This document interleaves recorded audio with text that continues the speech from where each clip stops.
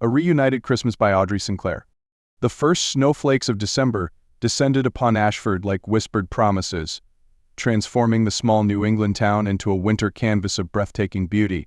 Cobblestone streets disappeared beneath a pristine white blanket, and the century-old church bell rang out with a melodic chime that seemed to echo the town's collective hope and anticipation of the holiday season.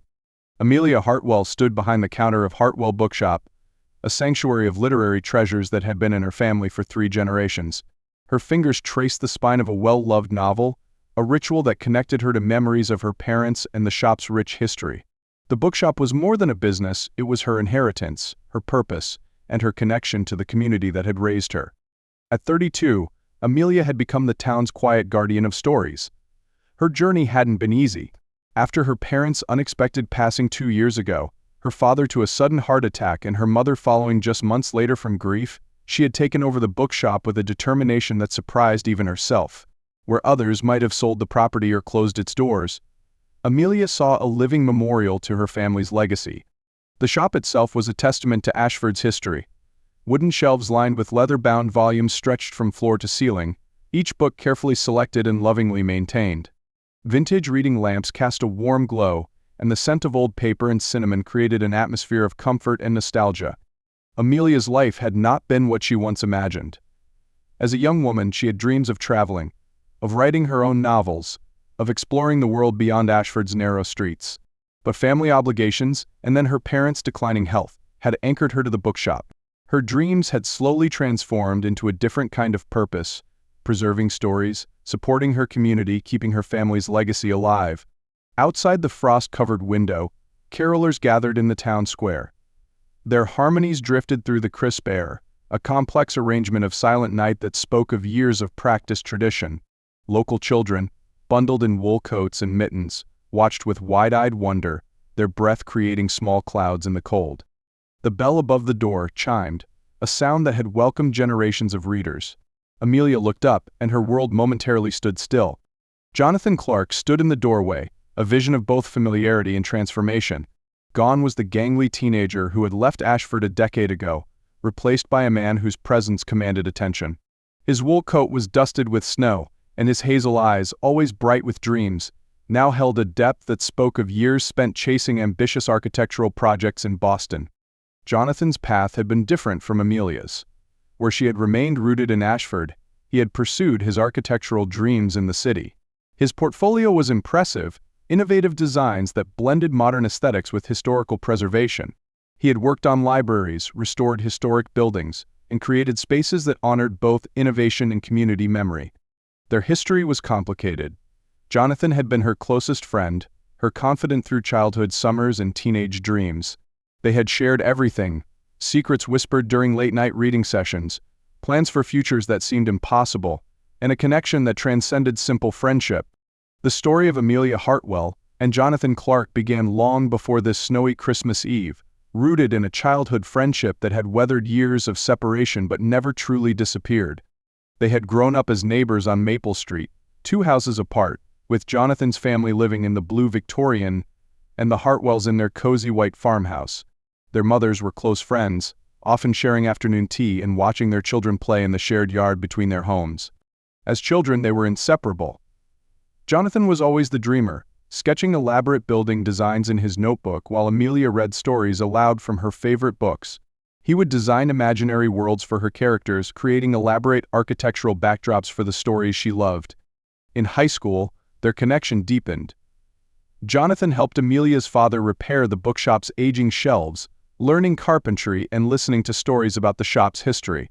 Amelia, in turn, would proofread Jonathan's architectural sketches, offering insights about how buildings could tell stories just like the books in her family's shop. Their last summer together before college was bittersweet. Jonathan had been accepted to a prestigious architectural program in Boston, his designs already showing promise. Amelia was preparing to help her aging parents run the bookshop, knowing her dreams of traveling would be put on hold. On the night before Jonathan left, they sat on the old oak tree swing behind the bookshop. He gave her a hand-drawn sketch of the bookshop, reimagined with subtle architectural improvements that would preserve its historic charm while making it more functional. "A promise," he had said then, "that I'll come back and help you someday." But life, as it often does, intervened. Jonathan's architectural career took off. Amelia's parents fell ill. Their correspondence dwindled from weekly letters to occasional holiday cards, then to nothing. Until now. "Amelia," he said, her name a warm breath in the cold air. "Jonathan," she replied, surprised by the steadiness of her voice. "I didn't know you were coming home." He smiled, that familiar smile that had once made her heart flutter during their teenage years. "Neither did I, until a few days ago." He stepped closer, leaving small puddles of melted snow on the wooden floor. "The city loses its magic during Christmas. I needed something real." As the day progressed, Jonathan browsed the bookshop with the same curiosity that had defined him as a child. He pulled out volumes sharing stories about his architectural projects. Amelia listened, fascinated by the passion in his voice. She recognized in him the same love of stories that defined her own life, only his were told through blueprints and architectural designs instead of books. The town of Ashford seemed to pause around them. Mrs. Peterson, who ran the local bakery, peeked through the window and smiled, recognizing the reunion. Old Mr. Thompson, who had known both their families for decades, nodded appreciatively from across the street. When evening approached and the snowstorm intensified, Jonathan offered to help close the shop. Together, they secured the windows and lit the vintage lanterns that cast a warm golden glow across the books. "You've kept the shop exactly as your father would have wanted," Jonathan observed, running his hand along a mahogany bookshelf that had been in the family for generations. Amelia's throat tightened. It was his dream. After he passed, I couldn't bear to let it go. These books, this place. It's like he's still here with me. They shared a simple meal, homemade soup from Mrs. Peterson's recipe book, and fresh bread from the bakery down the street. The storm outside grew more intense, wind whistling around the building's old wooden frame.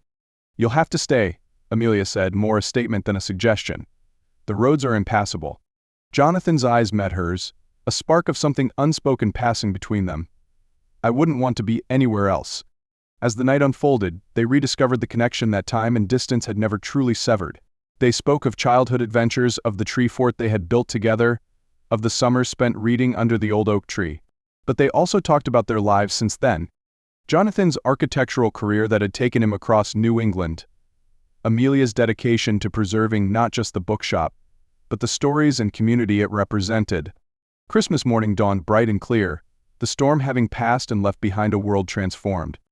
Pristine snow covered every surface, reflecting sunlight like a million tiny diamonds. While clearing the shop steps, they encountered a young boy, thin, with patches on his coat and hope in his eyes. "Miss Hartwell," he said shyly, "do you have any books about learning?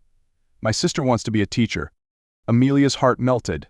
Without hesitation, she selected several books from the shop's collection. "These are for you and your sister. A Christmas gift." The boy's face lit up with pure joy. "Thank you," he exclaimed, clutching the books to his chest before racing down the snow-covered street. Jonathan watched her, admiration clear in his expression. "You have an incredible heart, Amelia." She shrugged, slightly embarrassed. "My parents always believed education was the greatest gift we could give." As evening approached, the town gathered for Christmas carols. Standing together beneath the large community Christmas tree, Jonathan turned to Amelia. "I don't want to go back to the city," he said softly. "Not if it means leaving you again." Her breath caught in her throat. "Stay with me," he continued. "Or let me stay here. We could build something together. In the bookshop, in this town. A life, a future." Tears welled in Amelia's eyes, but they were tears of hope, of possibility. "I'd like that," she whispered. The carolers began to sing Silent Night, their voices rising into the cold, clear evening. Jonathan took her hand, his grip warm and sure. And in that moment, Amelia knew she was home, and so was Jonathan.